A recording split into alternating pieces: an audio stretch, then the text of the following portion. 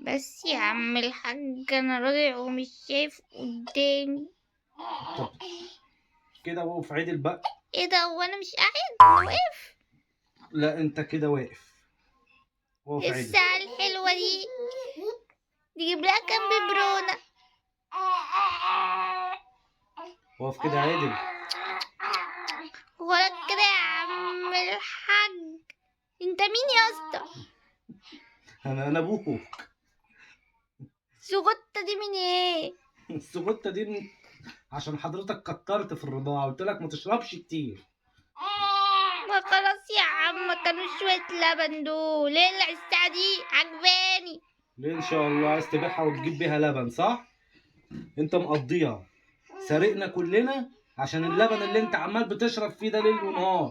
بتبصلي في اللقمة. لقمة ايه يا عم؟ صحتك يابا صحتك. طب بس الساعة دي واستهدى بالله. لا اله الا الله. اتفضل امسك. ما استنى تمسك. بس، استنى، الأرض بتمشي من تحت. يا الله، مندوقها بقى، شكلها لذيذة. هو انت هتاكل الساعة؟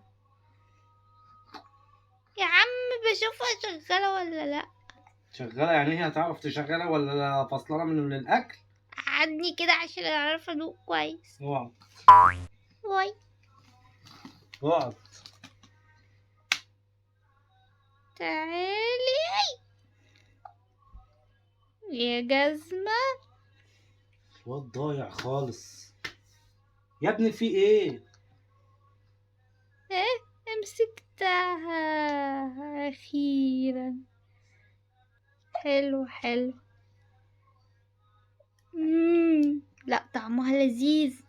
قول لذيذات يا عم الساعة يا عم. يا عم بدوق يا عم، مالك يابا آخر زمن دي. انت غريب. فين الساعة طيب؟ انا خدتها منك يا هبل. النجمة دي ما بتتشالش، منك لله وليا اللي عايشة معايا. نجمة ايه يا ابني؟ ده المفرش بتاع السرير. يا عم انتش فاهمك، انت قومني. اهو.